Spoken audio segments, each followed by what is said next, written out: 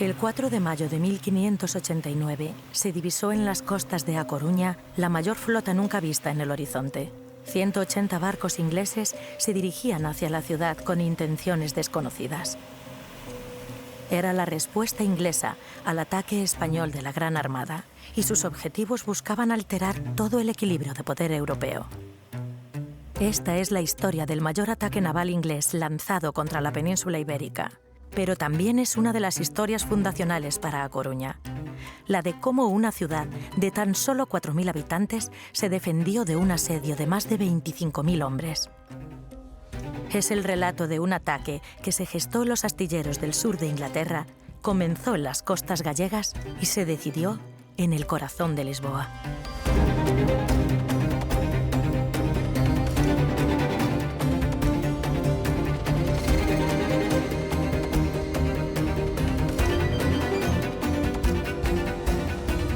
Lo que se avecinaba sobre La Coruña era la destrucción total. Foi unha loita claramente desigual. Eran 200 barcos, que no es una escuadrilla. Tuvo que ser dramático en aquel momento, que viñan a matarte. Todos necesitamos héroes. Xente con unha capacidade especial que nos sirva de exemplo, que diga, pódese.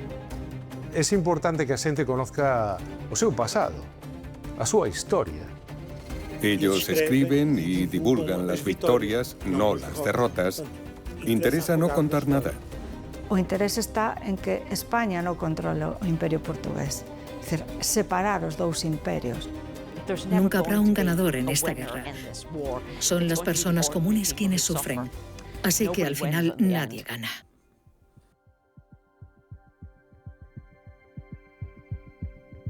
Esta historia comienza en Plymouth, una ciudad costera del sur de Inglaterra. En el siglo XVI se convirtió en la puerta al Nuevo Mundo y también el lugar desde el que se atacaba al Imperio Español. De este puerto salieron los barcos que defendieron Inglaterra de la Gran Armada, y aquí se empezó a organizar poco después el contraataque inglés. Tras varios años de guerra anglo-española, este era el momento de debilidad que necesitaba la reina inglesa Isabel I para asestar un golpe definitivo a la hegemonía del Imperio Español de Felipe II.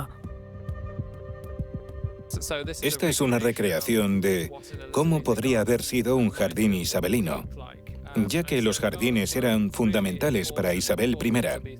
La corte de Isabel I construyó jardines lujosos y magníficos como una forma de demostrar su riqueza y prestigio.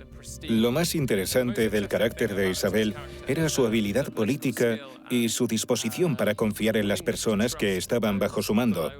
Nombraba a ministros y consejeros muy competentes para gobernar Inglaterra y confiaba en ellos, lo que le dio estabilidad a su gobierno y le proporcionó un grupo de asesores a quienes recurrir en busca de consejo.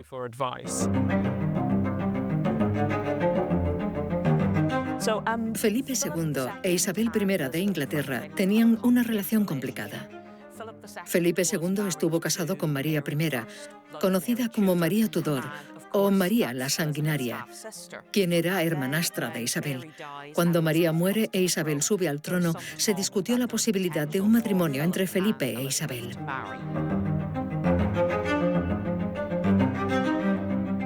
En ese momento, Felipe incluso consideró casarse con Isabel. A pesar de haber estado casado con su hermanastra, intentó un matrimonio con ella, aunque Isabel no mostró interés. Isabel había observado los problemas que ese matrimonio había causado a su hermanastra.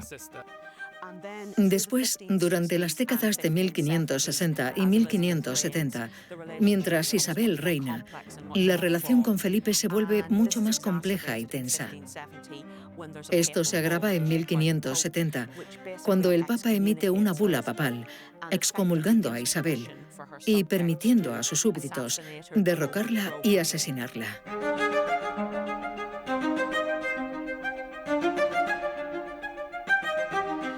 En respuesta, Isabel y sus súbditos también actúan contra Felipe. Isabel apoya la revolución en los Países Bajos y permite a los ingleses enviar recursos para atacar a los españoles en los Países Bajos. Y también permite a hombres como Francis Drake y John Hawkins ir al Caribe y atacar a los barcos españoles allí.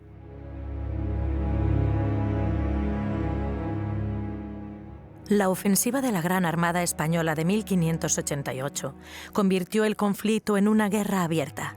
Las tensiones habían ido escalando a lo largo de los años, pero este ataque marcó un antes y un después. La habilidad de las fuerzas inglesas dirigiendo la defensa de la isla, unido a las condiciones climáticas adversas, se saldó con el abandono de la misión y el hundimiento de decenas de barcos españoles en el viaje de vuelta. Fue una batalla que marcó a los ingleses, y para la reina Isabel I supuso la salvación frente a una invasión que la atormentaba. En este periodo, los ingleses no tienen una opinión muy positiva de España. Creen que si llegaba a invadir Inglaterra, impondría la Inquisición y torturaría a la gente. Por lo tanto, los ingleses temen a España y consideran el catolicismo como una superstición, que el pueblo es gobernado por sacerdotes y no por la lógica o la razón. Pero al mismo tiempo, los ingleses sienten envidia. Envidian la riqueza de España, los productos comerciales provenientes del Nuevo Mundo, y quieren obtener una parte de eso.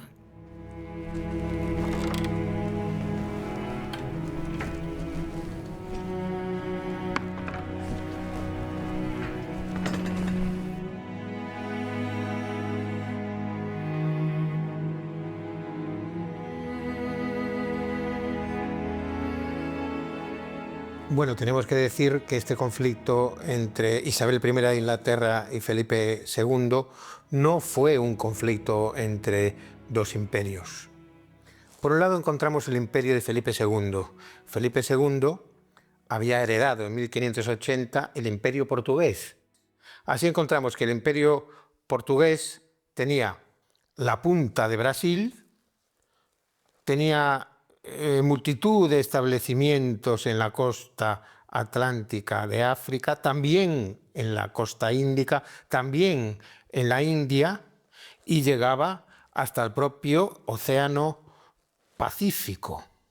El imperio español en ese momento ocupaba América desde la punta sur, ya hasta bien entrado del hemisferio norte, ya se había llegado a las Filipinas. Por tanto, el imperio de Felipe II, que aglutina a Portugal y España, era verdaderamente esférico. Por otro lado, Inglaterra en ese momento no tenía imperio. Isabel I de Inglaterra tenía jurisdicción sobre Inglaterra y sobre algunos lugares de Irlanda. Vemos, por lo tanto, que no es un conflicto entre dos imperios, sino que es un conflicto entre un imperio planetario y Isabel I de Inglaterra, que llevaba 2 décadas atacando establecimientos del imperio de Felipe II.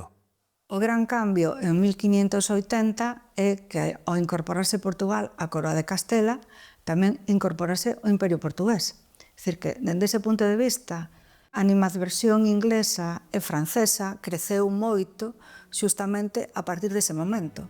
O interese está en que España non controle o Imperio Portugués, é dicir, separar os dous imperios.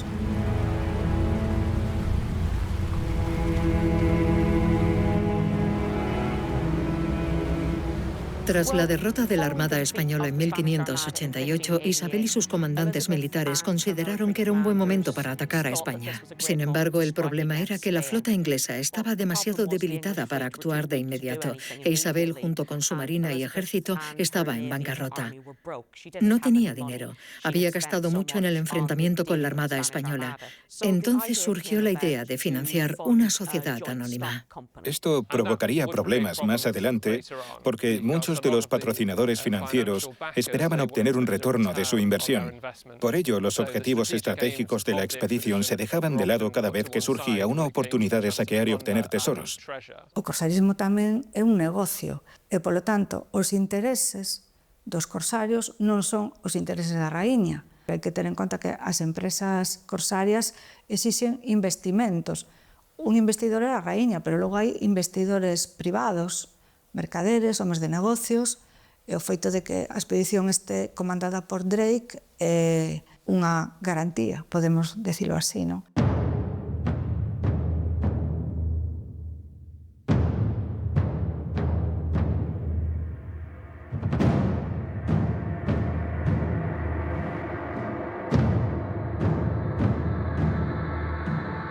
Drake es un individuo complejo, no es una buena persona. Como irlandesa, lo recuerdo en la historia de Irlanda como alguien involucrado en masacres, como la ocurrida en la isla Rathlin, donde mató a muchas personas. Para los españoles, Drake probablemente era un pirata, y ese era el dilema de la época. Si eras español y Drake te atacaba, bueno, era un pirata. Pero Drake cree que actúa bajo la autorización de la reina Isabel I y en favor de los intereses de Inglaterra, pero era un pirata. La contraarmada tenía dos mandos. Por un lado, Francis Drake era el almirante y el que tenía el mando de los barcos, y por el otro lado, John Norris era el general que tenía el mando de los hombres. Norris es un soldado profesional. Ha servido en los ejércitos ingleses durante mucho tiempo. Es un comandante militar con mucha experiencia en el campo de batalla. Había participado en numerosas guerras y ayudó a conquistar Irlanda para Isabel, donde se le conocía por su brutalidad. Sin embargo, era una elección adecuada para liderar las fuerzas terrestres en la Armada inglesa de 1589, debido a su vasta experiencia como comandante. Mientras se preparaba la flota a toda velocidad, se definieron los objetivos de la expedición. El primero era arribar a los puertos del norte de España, donde se reparaban los barcos de la Gran Armada, para destruirlos e impedir un nuevo intento de invasión. El segundo objetivo consistía en capturar barcos españoles de la flota de Indias, cargados de tesoros y riquezas, asegurando así grandes beneficios a los armadores.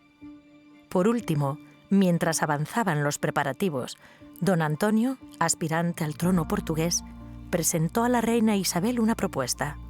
Si lo llevaban a Lisboa y tomaban la ciudad con el ejército inglés, se produciría una insurrección popular en su apoyo para destronar a Felipe II y así expulsar a España de Portugal.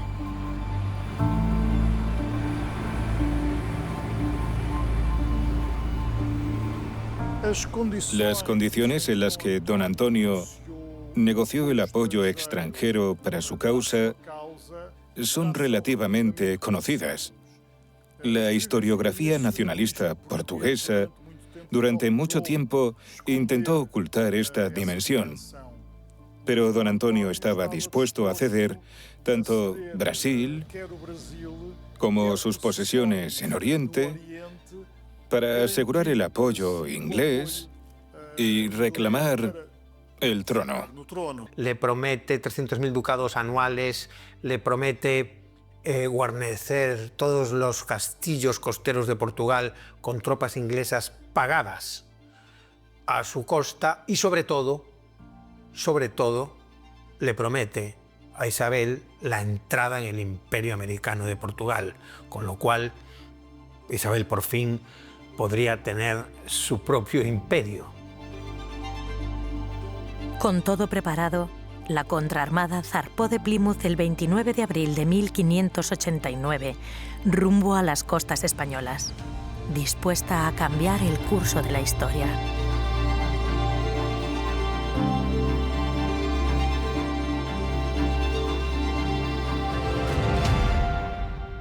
Vaya plano más... Tenemos un plano de lo que era el Golfo Ártabro, con las tres grandes rías, la de Coruña, la de Betanzos y la de Ferrol, y hacia el norte, el lugar por donde entró la escuadra inglesa.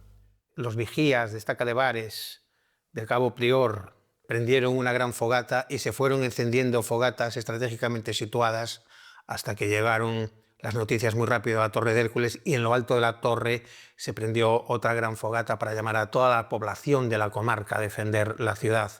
Sempre había torres visía nas que habitualmente encendíase un fogo para indicar que chegaba unha armada. Y así la contraarmada se dirige directamente contra La Coruña, donde es divisada el 3 de mayo. Se vieron desde muy lejos los barcos debido a su velamen. También es cierto que ya en esta época contábamos con catalejos.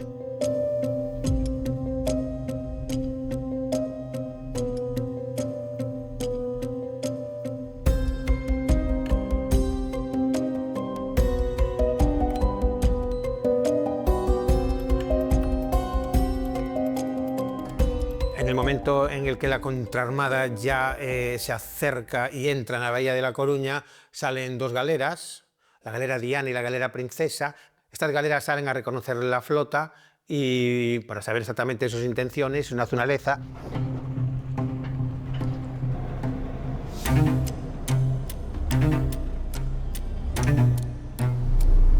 Hola, tráfico práctico, buenos días.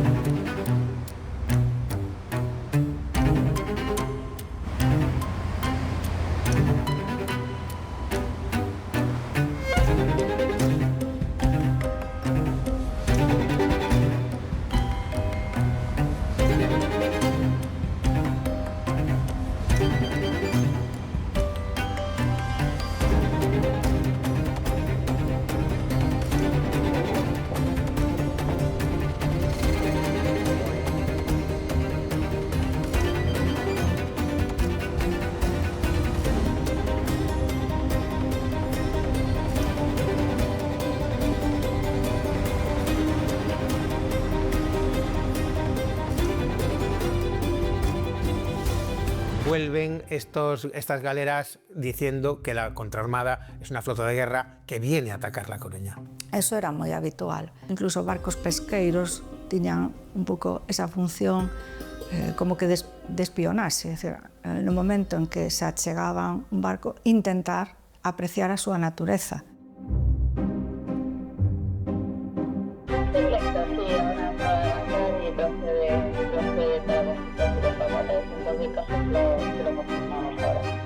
Estos cruceros que vienen bastante a menudo al puerto de Coruña, hay veces que hemos llegado hasta tener 4 a la vez.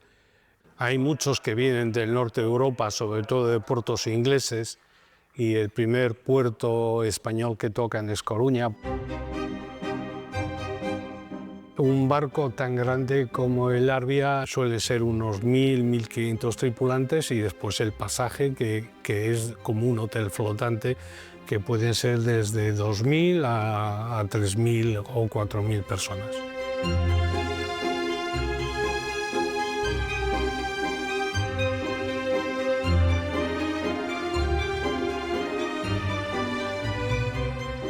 Se hace un llamamiento general a la población que afluye a la ciudad.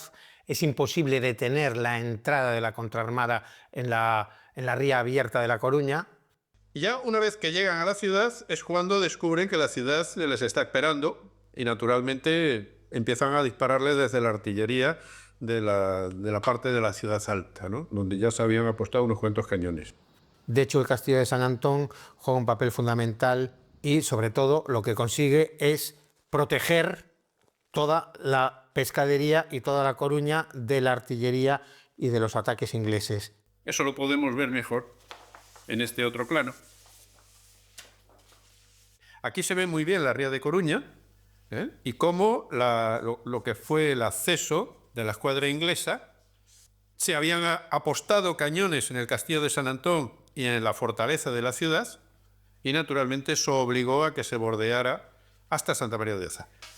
Dende o alto, bueno, que ainda que é posterior, non? Esto es unos años después. Claro, o que veríamos sería no alto. Aquí está la ciudad vieja de Coruña, la situación de Oza estaría aproximadamente por ahí, y ahí sería donde desembarcaron las fuerzas inglesas que entraron por tierra.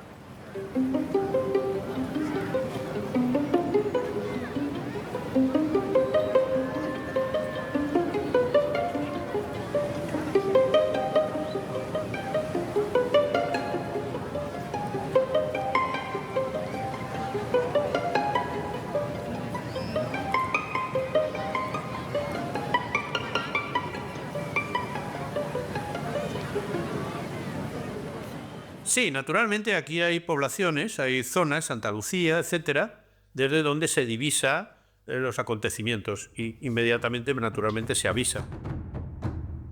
Es una distancia bastante prudencial para espiarlos desde esta zona. Vemos unas 250 barcazas, unos 80 buques aproximadamente, y vemos cómo esas barcazas Bueno, esas tropas pues, están llegando ahora mismo a las costas coruñesas. Veo que vienen muy bien armados, muy bien pertrechados. Pues yo creo que ahora mismo tendremos aproximadamente una hora. Tendremos que preparar parapetos, tendremos que preparar lo que es la defensa artillada de las murallas. El inglés va avanzando y al final lo que hace es sitiar por tierra. La Coruña queda completamente cercada. Por su lado encontramos el murete de la pescadería, que es un murete de solo 4 metros de altura, pero sí que es cierto que ahí se van a apostar las tropas españolas. Sabemos exactamente su distribución. ¿Y qué ocurre esta noche del 5 de mayo? Pues que los ingleses lanzan su gran ataque desde sus trincheras contra el muro de la pescadería. Ataque estruendoso.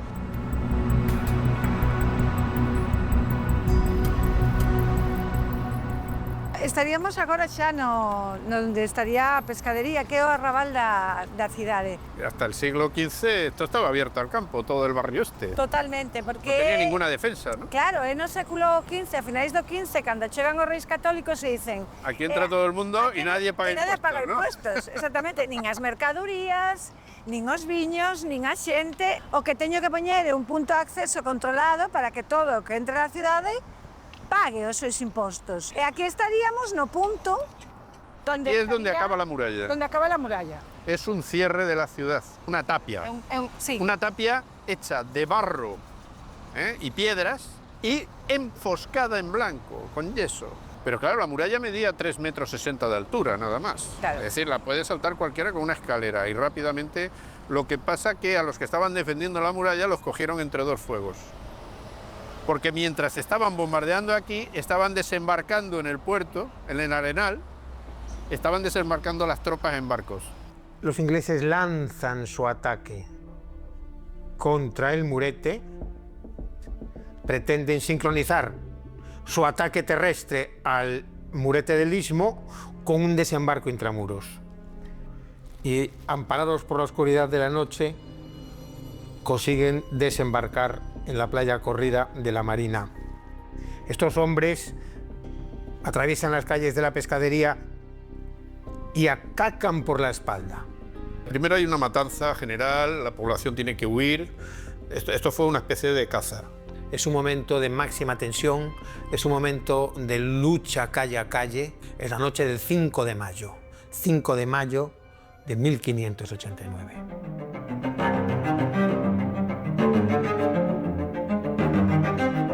Esa noche se produce un ataque sin precedentes en A Coruña.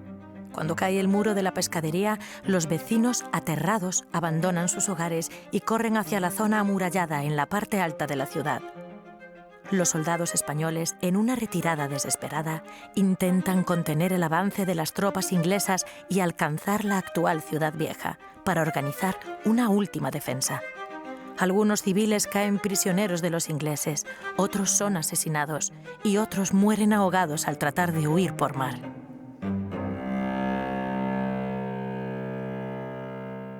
Dedicarnos ao saqueo, que é o que cabe esperar dunha expedición corsaria. É dicir, buscar víveres, buscar diñeiro, eso, enseres, cousas que poideran levar. Mayormente a leyenda de dos piratas, en este caso do corsario Drake, que as súas tropas se emborrachaban, violaban, robaban, mataban. Cando hai un combate, un asedio, é o que suele pasar. El objetivo de Inglaterra es tomar la ciudad. Lo que consiguen entonces es tomar la ciudad baja o pescadería. La mayoría de los sitiados se dirigen hacia la ciudad medieval y se refugian en los 1100 metros de perímetro de la ciudad amurallada. Se refugian todos, mujeres, niños, en la Ciudad Vieja. Los que no se pueden refugiar acabaron muertos, incluso los que se refugiaron en la Torre de Hércules, que hubo bastantes que se refugiaron allí. Así, al día siguiente, todos los hombres disponibles fueron repartidos de un modo muy minucioso por los 1.100 metros de perímetro de la muralla medieval. Así la ciudad quedó blindada. Tiñan armamento, tiñan alimento, que é o fundamental, e tiñan agua. E, polo tanto, podían intentar a resistencia. Desde o mar era moi complicado. As murallas estaban máis ou menos ben defendidas e artilladas. Se non podo entrar por aquí, pois busco o lugar máis débil das murallas, o que eles pensaban era que máis por terra podían facer máis dano que pola parte de mar. O intento fundamental dos asaltantes era lograr facer unha brecha na muralla. Eso era o obxectivo fundamental sempre en todos os asedios. Así, el 14 de mayo está ya totalmente preparado el ataque inglés. Lo que van a hacer es horadar una mina hasta el torreoncillo de la esquina norte de la muralla con la intención de volarlo con una gran explosión subterránea.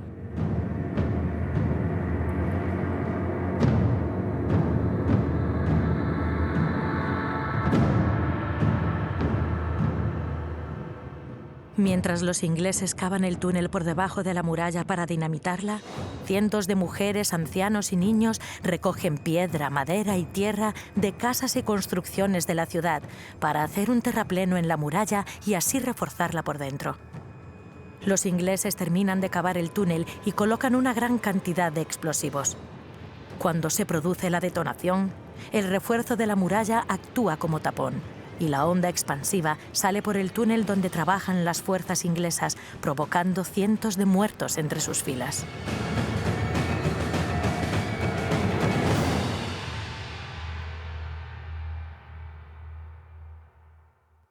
Así lo que consigue Norris es dispararse a la cara de la muralla coruñesa a modo de mortífera metralla.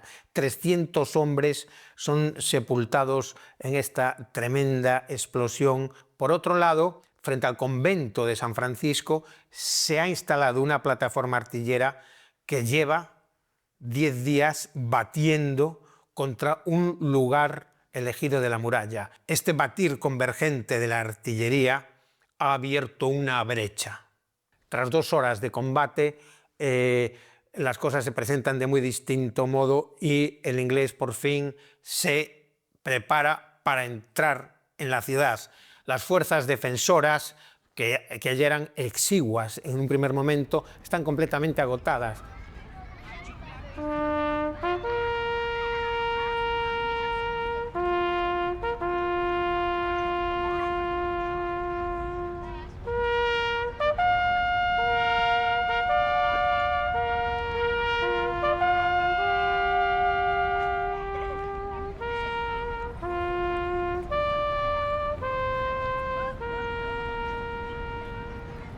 Llegó el 14 de mayo de 1589 y los ingleses lanzaron su ataque masivo.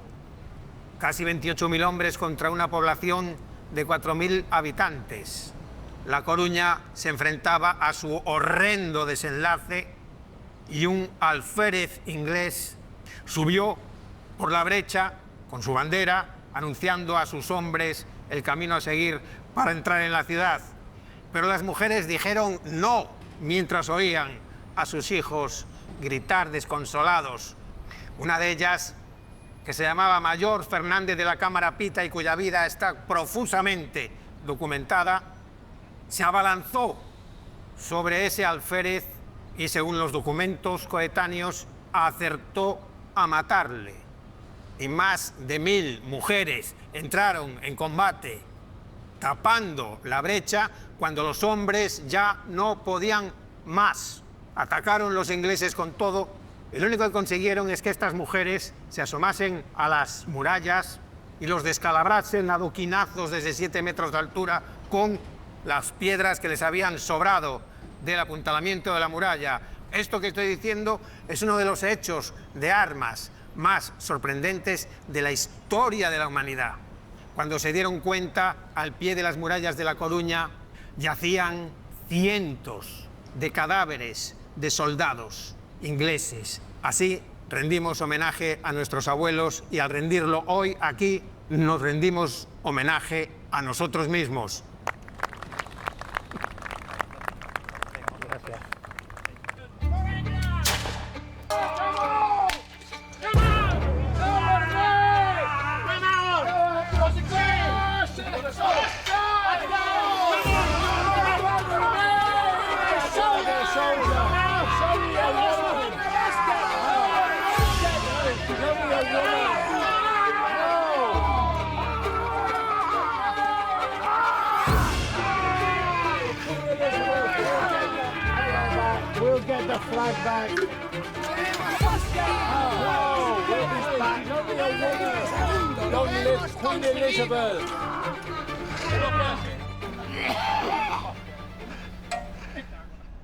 Vale, venga, escena para abajo. Todos arriba. A ver, una cosa, los tres de arriba, hay que gritar un poco y moverse. Tiene que haber un herido, un muerto, gritando, y tú aguantas la escalera, Mario. Y el otro igual, coger la otra escalera. Una va aquí y la otra va aquí. Vale. Era lo de hoy es nuestro día. Ese, hoy es nuestro día. Eso es lo que tienes que decir. Bueno, esa frase completa. Tú, como capitán Troncoso, al mando de tus tropas, vas a defender la ciudad con el mayor arraigo posible y con la mayor fortaleza para que los ingleses no entren en La Coruña. Venga, va. Acción. Como sargento mayor Luis de León, le informo que esta ciudad está dispuesta a luchar como un tercio. Chicas, mujeres, venid aquí, ayudadme. Hoy vamos a luchar a muerte para defender a nuestros maridos que han fallecido, para defender a nuestros niños, para defender a nuestros padres. Hoy es nuestro día. El que tenga honra, que me siga. Perfecto. Ya está. Ya hemos terminado. Queda todo de maravilla. Gracias. Zapatos con los correajes también. No, los zapatos los vamos a meter en otro lado. Planteamos sempre unha recreación dunha forma amena o que foi o combate, no? O asedio e ese momento do cerco e da brecha na que María Pita, bueno, pues, o oficial inglés quitoulle a bandeira, a pica e o matou. E mostrar pues, como podía ser a vida cotidiana naquel momento. E a xente, bueno, pues, disfruta porque ve os traxes da época, como era un arcabuceiro, como era un piqueiro, como era pues, María Pita, disfrutar dun hecho histórico recreado dunha forma divertida e de unha maneira que podas conocer a historia.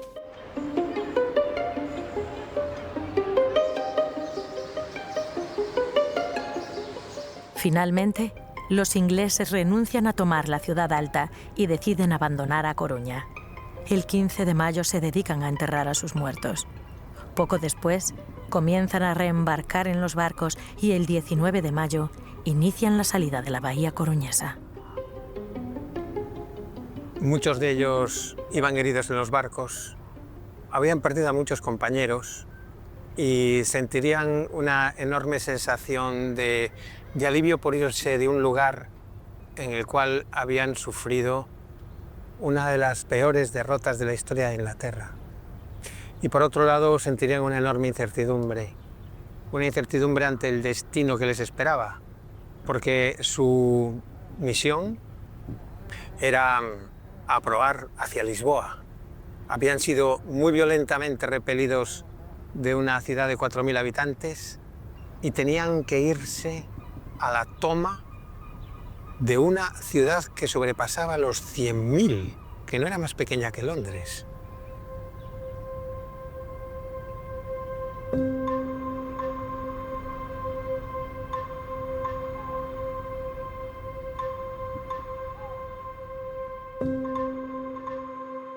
zarpan de La Coruña y, esquivando la artillería del castillo de San Antón, ponen proa al sur, hacia Lisboa, a cumplir el segundo o tercer objetivo de su misión.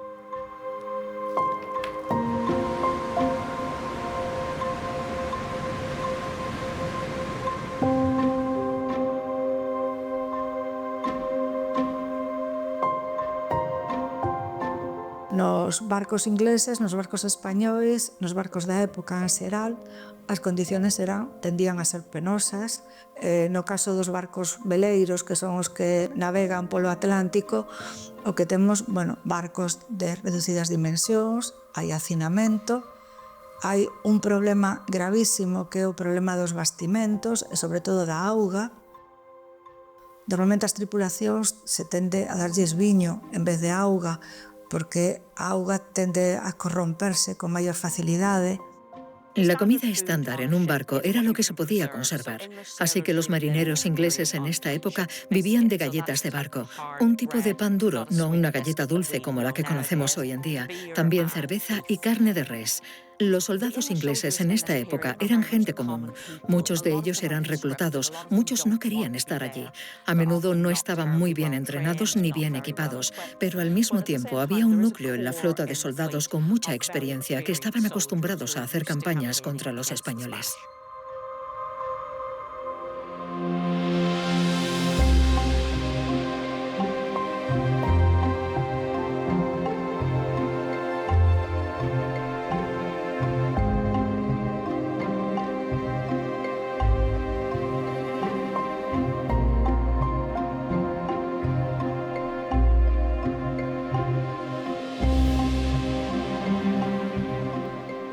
Los ataques de los corsarios o piratas ingleses era algo ya conocido. Es decir, ya se sabía que los ingleses venían y que era el terrible Drake el que venía. Eso generó pánico entre la población. Por tanto, salieron de A Coruña, donde habían parado sin autorización de la reina, avanzan por la costa a lo largo de una costa desabrigada, donde no hay ningún lugar para refugiarse, pero siempre inspeccionando el terreno para valorar qué hacer. Entonces llegaron a la altura del Cabo de Roca, y ahí trataron de decidir cuál sería su siguiente acción. En este punto surgieron dos opiniones, la del hombre de mar, Drake, y la del hombre de tierra, el general Norris.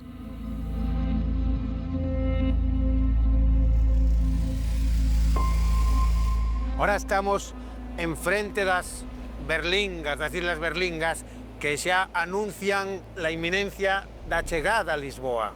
Aquí a contraarmada detense e fan un consello de guerra para decidir que van facer.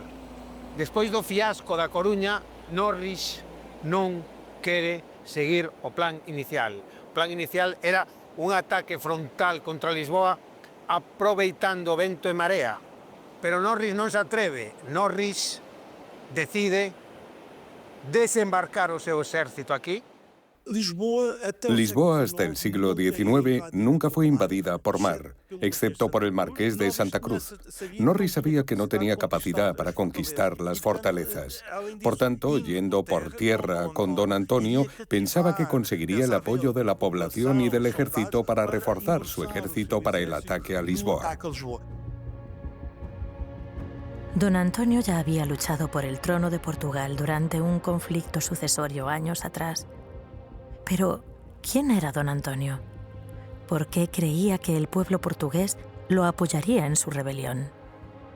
En 1578, tras la muerte de don Sebastián en la batalla de Alcázar-Quibir, puso en la mesa el problema de la sucesión, porque don Sebastián murió sin descendencia. Los candidatos eran tres, aunque dos eran realmente los más fuertes: Felipe II, doña Catarina, duquesa de Braganza, y don Antonio. Don Antonio al principio tenía menos posibilidades porque era hijo bastardo. Lo que pasa es que el duque de Braganza dice que no quiere reclamar para sí el trono. Por lo tanto, quedan dos facciones, una apoyada por la población en general y algunos nobles, pocos, y otra apoyada por el rey. Una parte importante de la nobleza portuguesa veía con buenos ojos el imperio español, ya que era una oportunidad para hacer nuevos negocios.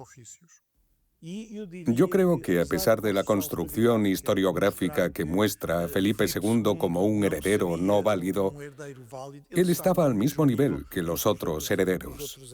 Hubo una batalla en Lisboa entre las fuerzas que apoyaban a don Antonio y las del duque de Alba, y fue una derrota para las huestes antonianas.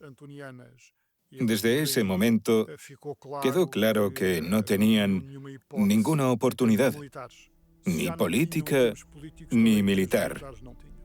Don Antonio huyó al extranjero y fue sobreviviendo políticamente, buscando apoyos para su causa. Los ingleses intentan desembarcar en un lado peligroso de la playa de la Consolación. Algunas de sus barcazas se hunden. Aquí se produce una primera batalla con soldados españoles que acaban retirándose ante el gran número de tropas inglesas. Finalmente, 12.000 hombres toman tierra y conquistan Peniche. Don Antonio había convencido a Isabel I y a su círculo de que al desembarcar recibiría el apoyo popular a su causa. Cuando desembarcaron en la playa de Consolación y avanzaron hacia Peniche, las poblaciones o se retiraban o huían.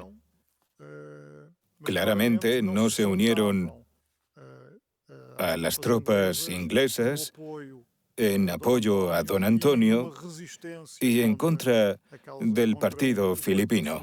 Y de este mapa general vamos a pasar ahora a un mapa en el que podremos ver más en detalle la aproximación final a Lisboa y lo que ocurrió. Por tanto, tenemos las fuerzas del general Norris en tierra en la zona de Peniche, y a partir de aquí esta fuerza terrestre va descendiendo intentando convencer a la población para que se junte con don Antonio. Norris y algunos de los hombres empiezan a desconfiar de don Antonio, pero creo que aún tienen esperanzas de que cuando lleguen a Lisboa será cuando aparezcan las personas importantes, cuando se corra la noticia de su llegada. Hay un par de problemas aquí. Están a aproximadamente 45 millas de Lisboa. Eso es una gran distancia para marchar con un ejército, pero los soldados ingleses han estado en el mar durante bastante tiempo, han estado en La Coruña y están muy enfermos, así que el ejército está sufriendo con las enfermedades. Muchos están enfermos cuando comienzan a marchar, y el problema es que es mayo y en Portugal hace calor, mucho más que al que están acostumbrados los ingleses. Así que muchos hombres enfermos marchan una gran distancia con calor. Es difícil y la misión no va bien. El avance fue lento. Se detenían para intentar convencer a la población y no lo conseguían, hasta que finalmente llegaron a la zona de Lisboa, en Loures. Mientras tanto, por mar, las fuerzas van avanzando y Drake consigue desembarcar en la zona de Cascais. Pero Drake, que debía apoyar a las fuerzas terrestres desde aquí, va a permanecer aquí durante estos días.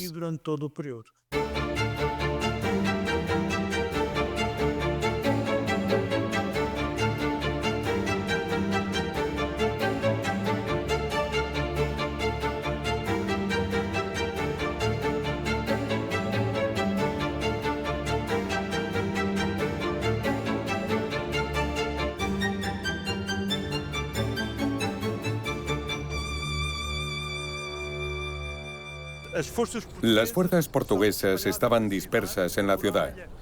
La muralla rodeaba a Lisboa hasta la zona del Cais do Sodré, junto al Tajo, pero la mayor parte de los soldados estaban aquí, en el castillo de San Jorge. Hay relatos que indican que la artillería española alcanzó el mirador de San Pedro de Alcántara, donde estaba el general inglés Norris. ¿Qué faltó a los ingleses? Faltó la presencia de Drake, de sus navíos que estaban en Cascais, pero que no entraron en el río. Drake afirma que no puede entrar en el estuario porque sus hombres están demasiado débiles. Hay demasiados enfermos en su flota y no puede navegar. Yo creo que en este punto Drake ya se ha dado cuenta de que la expedición está condenada al fracaso.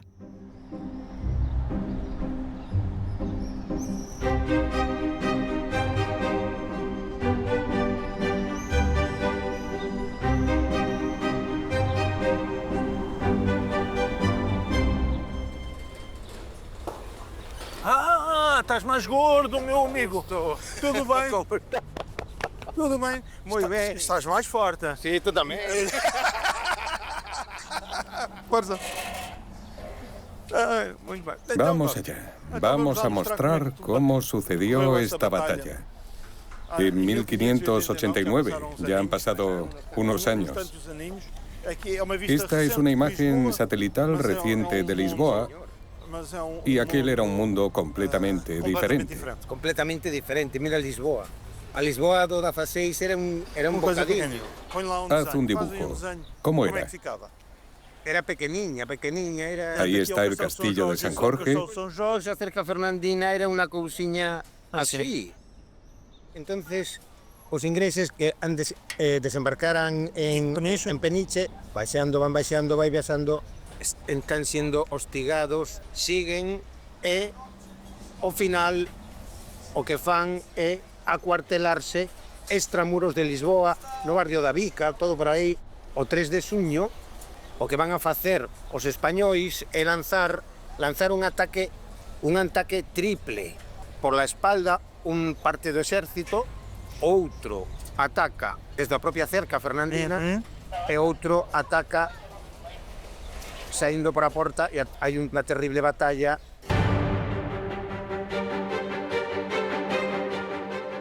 El 3 de junio, las fuerzas españolas y portuguesas lanzan una contraofensiva frente a unas tropas inglesas exhaustas, que ya no confían en sus posibilidades de victoria.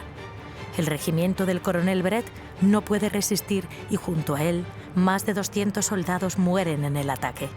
Esta batalla fue para Norris la confirmación de que debían abandonar aquellas tierras. E aquí cambia o signo da contraarmada. E o día 4 pola noite escapan. Después se retiran, siempre acosados por las fuerzas filipinas, por mar y por tierra, hasta que finalmente se juntan con Drake. E a contraarmada inicia o seu penoso regreso. El periodo filipino para nosotros, como sabes, siempre ha sido un periodo mal visto. Después de 1640, la construcción histórica atribuyó todo lo malo a los felipistas.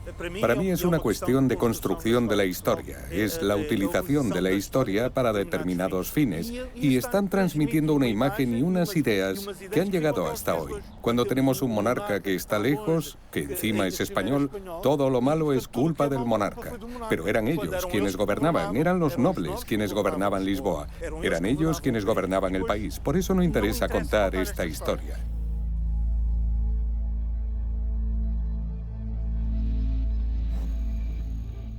Y efectivamente, la contraarmada empieza a subir hacia Inglaterra. Los vientos son contrarios. El problema del hambre, el problema de la enfermedad alcanza extremos tales que los barcos tienen que prestarse entre ellos hombres para no perder la gobernabilidad y empiezan a subir en busca de la salvación, en busca del regreso a Inglaterra.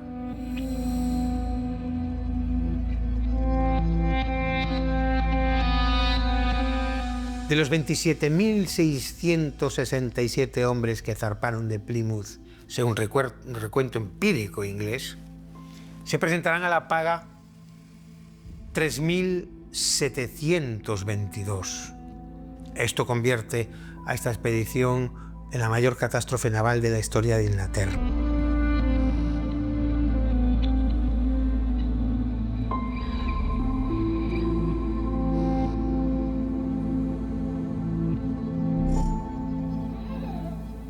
El plan era demasiado ambicioso, como la Armada Española. Nunca va a tener éxito.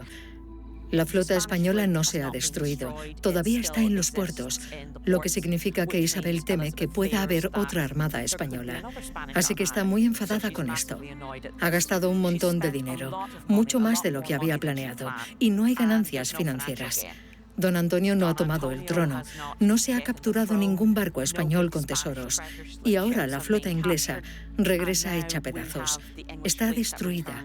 Un enorme número de marineros y soldados están muertos o moribundos. Así que no había dinero para pagar a los marineros, e Isabel y su gobierno se negaron a pagarles. Este fue el desastre que Isabel tuvo que enfrentar. Y ella podía ser muy cruel con su gente si pensaba que era necesario. Cuando descubre lo que ha pasado, reacciona con angustia. Está furiosa con Drake y Norris, pero no puede admitir públicamente el fracaso.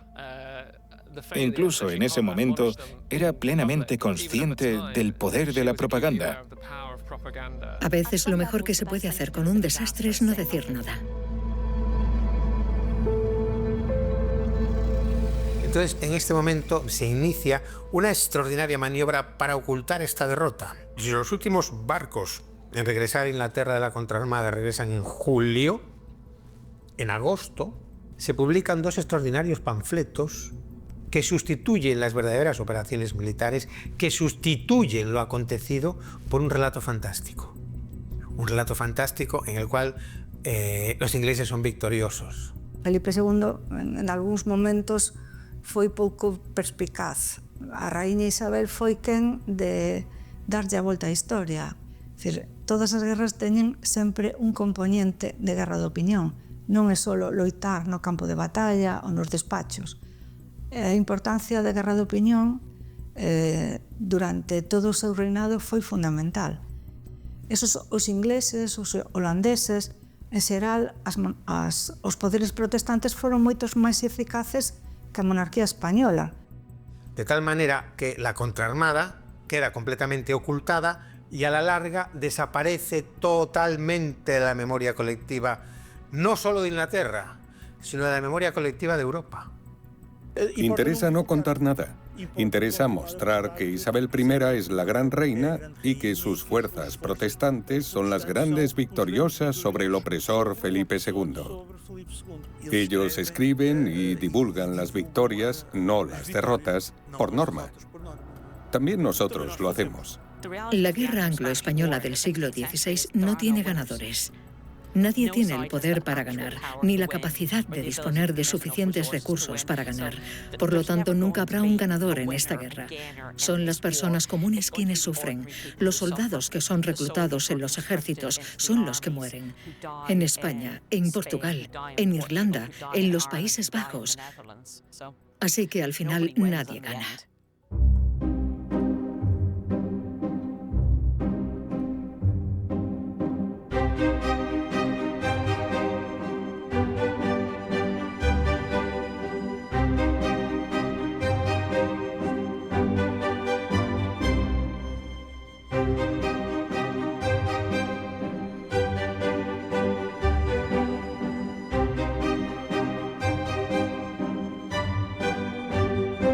Todas las ciudades en su historia han tenido momentos cumbres. María Pita es el momento cumbre de la historia de la ciudad, eso está claro. Cando empecé a traballar sobre este personaxe, creín que era un mito. Cando empecé a baixar a documentación, sorprendeume. É unha muller da que temos un volumen de información xudicial verdadeiramente extraordinaria. As fontes a perfilan como unha muller que salta moitos cánones e moitos presuicios sobre a realidade das mulleres neste período. O que queda registrado na historia, o pouco que queda con un nombre concreto é o que se saca para arriba como identidade. Non quere decir con isto que María Pita non tivese un papel destacado, pero ela e moitas máis mulleres. Pero a única que dejou asinada unha petición para reclamar os seus derechos... Bueno, y la única que se cargó a un inglés de un lanzazo, ¿eh? ¿Qué crees? Hombre, hay una estatua en María Pita que así se ve. ¿De século? La acaban de hacer hace poco. Pinteu. Aí o dixo todo. Lo que nos preguntamos ahora es cómo interpretar estas historias de forma más compleja, cómo mirar a Drake de otras maneras. Cuando tenemos en cuenta cosas como Black Lives Matter, Drake se empieza a asociar mucho más con sus atrocidades o con la esclavitud, algo que antes no ocurría desde una perspectiva inglesa. Creo que necesitamos nuevas figuras para construir identidad, otro tipo de héroes. Yo estoy más interesada en la gente común y me gustaría compartir eso, saber más sobre marineros y soldados comunes y cómo eran sus vidas. Construir mitos que verdaderamente vayan en contra de todo supremacismo de un grupo humano por encima de otro grupo humano, para ensalzar nuestra igualdad, no nuestra homogeneidad. No queremos ser iguales, pero sí queremos ser igualmente dignos de derechos, igualmente dignos de ser amados y dignos de vivir en paz.